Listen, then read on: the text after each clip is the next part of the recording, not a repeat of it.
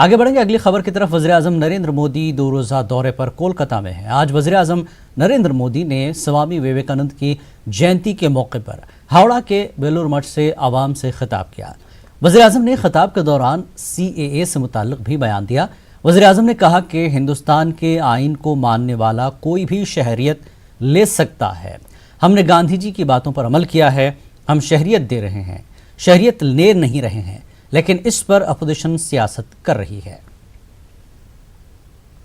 पता होना चाहिए कि दूसरे देश से किसी भी धर्म का कोई भी व्यक्ति जो भारत में आस्था रखता है, भारत के संविधान को मानता है, भारत की नागरिकता ले सकता है। कोई दुविधा नहीं है इसमें। मैं फिर कहूंगा, सिटीजनशिप एक्ट नागरिकता छीन लेने का नहीं, ये नागरिकता देने का कानून है। स्वतंत्रता के बाद पूज्य महात्मा गांधी से लेकर तब के बड़े बड़े दिग्गज नेताओं का यही कहना था कि भारत को ऐसे लोगों को नागरिकता देनी चाहिए जिन पर उनके धर्म की। और कोलकाता के बेलूर मठ से निकलने के बाद वज़ीर-ए-आज़म नरेंद्र मोदी कोलकाता पोर्ट ट्रस्ट के प्रोग्राम में पहुंचे। कोलकाता पोर्ट ट्रस्ट के 150 साल मुकम्मल होने पर प्रोग्राम का इनेकाद किया गया था। वज़ीर-ए-आज़म नरेंद्र मोदी ने कोलकाता पोर्ट ट्रस्ट को श्यामा प्रसाद मुखर्जी के नाम करने का ऐलान किया।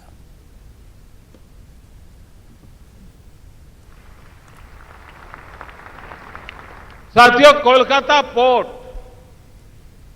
सिर्फ जहाजों के आने जाने का स्थान नहीं है, ये एक पूरे इतिहास को अपने आप में समेटे हुए है।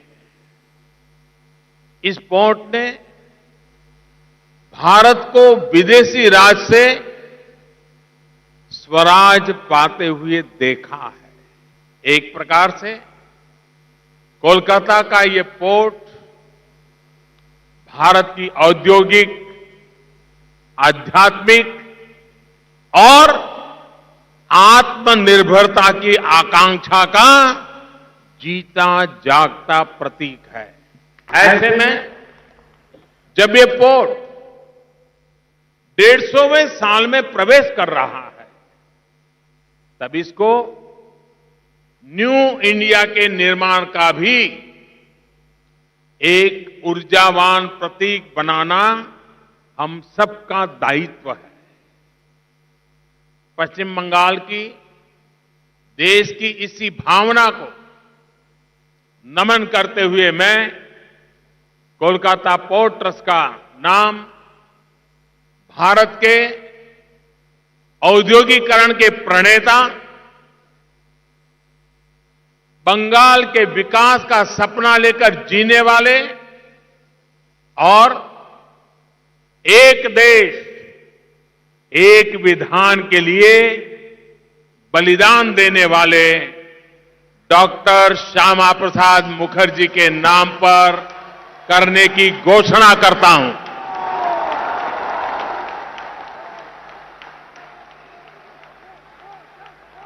अब ये port doctor Shyama Prasad Mukherjee port के नाम से जाना जाएगा।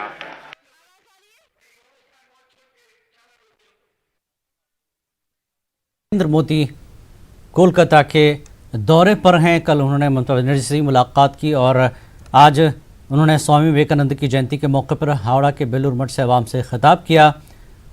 साथ ही उन्होंने CAA के कानून पर बातचीत की। और हमारे साथ हमारी नुमाइंदा शबाना कोलकाता से रास्ते जुड़ गई हैं। शबाना, वज़ीर-ए-आज़म नरेंद्र मोदी का ये दौरा वाकई मगरबी बंगाल में जिस तरह के हालात हैं, ऐसे में CAA पर सफाई देना नरेंद्र मोदी का कैसे देखा जा रहा है मगरबी बंगाल में?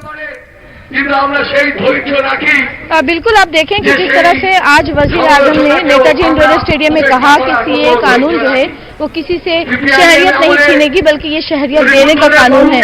और आप इसके साथ साथ ये भी देखें कि जिस तरह का दबाव था, जिस तरह से बंगाल कोलकाता में एहतजाज चल रहे थे, लगातार कल से एहतजाज जारी था, आज ममता बनर्जी ने किसी भी प्रोग्राम में प्राइम मिनिस्टर के साथ स्टेज शेयर नहीं किया। ममता बनर्जी ने कल जिस तरह से मुलाकात की थी वजीर आजम के साथ, हावड़ा ब्रिज के एक प्रोग्राम में वो शरीक हुई थी, लेकिन जिस तरह से जो सीए एनआरसी की मुखालफत में सड़क पर उतरे थे, वजीर आजम के दौरे की मुखालफत कर रहे थे, वो फिर ममता बनर्जी और वजीर आजम के खिलाफ भी नारे लगाने पड़े और इसके बाद ममता बनर्जी को सफाई देनी पड़ी। उन्हें उस मंच पर आना पड़ा जहां तृणमूल छात्र परिषद सीए और एनआरसी के खिलाफ धरने पर बैठी है। उस मंच पर आकर उन्हें सफाई देनी पड़ी कि उन्होंने प्राइम मिनिस्टर से बात की है और सीए और एनआरसी को नहीं माना जाएगा बंगाल में। इस ताल्लुक से उनकी प्राइम मिनिस्टर के साथ बातचीत हुई है और आज किसी भी प्रोग्राम में ममता बनर्जी का शामिल ना होना इस बात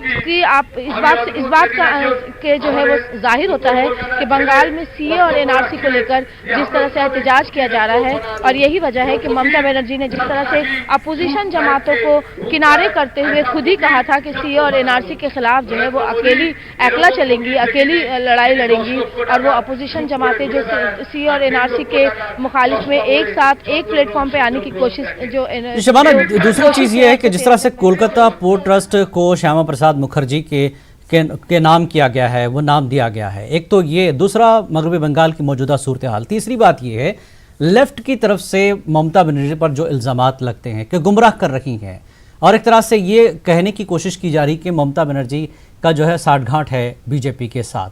लेफ्ट की बात कर रहा हूँ।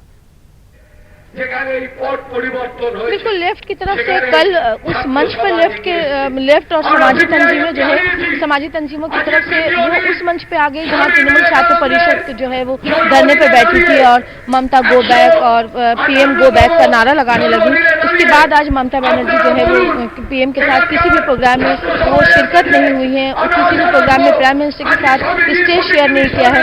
तो एक तरफ लेफ्ट भी पूरी तरह तैयार है कि जिस तरह से आप देखें कि बंगाल में वजीर आजम का दौरा हुआ, जिस तरह से उन्हें हेलीकॉप्टर से लाया गया और अब फिर इसी हेलीकॉप्टर से उन्हें वापस एयरपोर्ट छोड़ा गया, तो हुकूमत आज खुद ममता बनर्जी ने उनसे मुलाकात की थी। तो ऐसे में लेफ्ट की तरफ से ममता बनर्जी के ऊपर ये इल्जाम आयद किया गया कि तृणमूल कांग्रेस सीए और एनआरसी को लेकर आवाम को गुमराह कर रही है। और जिस तरह ममता बनर्जी ने अकेला चलो की बात कही थी, उनको भी अंदाजा हुआ था कि सीए और एनआरसी के खिलाफ मुखालिफ में जो भीड़ है उसे नजरअंदाज करना उनके लिए आसान नहीं होगा। यही वजह है कि आज पीएम के साथ ममता बनर्जी ने दूरी बनाई और किसी भी प्रोग्राम में शरीक नहीं हुई है। साथ ही साथ पोर्ट ट्रस्ट को श्यामा प्रसाद मुखर्जी का नाम दिए जाने के ताल्लुक से भी उम्मीद की, हालांकि ये ऐलान किया जा चुका है, लेकिन क्या कुछ तृणमूल कांग्रेस की तरफ से कहा जाएगा तो ममता बनर्जी जब मीडिया के साथ बातचीत करेंगी तब ये सामने आएगा। लेकिन कह सकते हैं कि इस मामले पर भी तृणमूल और बीजेपी की जो सियासत तेज होगी और लेफ्ट की भी कोशिश होगी कि वो इस मुद्दे पर आवाम का जो समर्थन है वो हासिल करने की कोशिश करे, क्योंकि लेफ्ट के लिए ये बड़ी चुनौती है कि वो बंगाल में अपने कदम जमाएं और ऐसे में जो ममता बीजेपी के साथ सांठगांठ का जो इल्जाम है लेफ्ट की तरफ से, उसे और भी कितना ज्यादा मजबूत बनाकर आवाम के सामने पेश किया जाए, ये लेफ्ट और कांग्रेस की ये कोशिश होगी। तो दूसरी तरफ ममता बनर्जी भी जिस तरह से आज उन्होंने किनारी एक तरह से प्राइम मिनिस्टर के साथ दूरी बनाई है, तो कह सकते हैं कि एक बड़ी भीड़ को, एक बड़ी आबादी को, एक बड़ी तादाद में जो लोग जो सीए और एनआरसी के खिलाफ जो लोग सड़क पर उतरे हैं उनको नजरअंदाज करना शायद ममता बनर्जी के लिए भी आसान नहीं होगा। जी बहुत बहुत शुक्रिया शबाना इस पूरी जानकारी के लिए।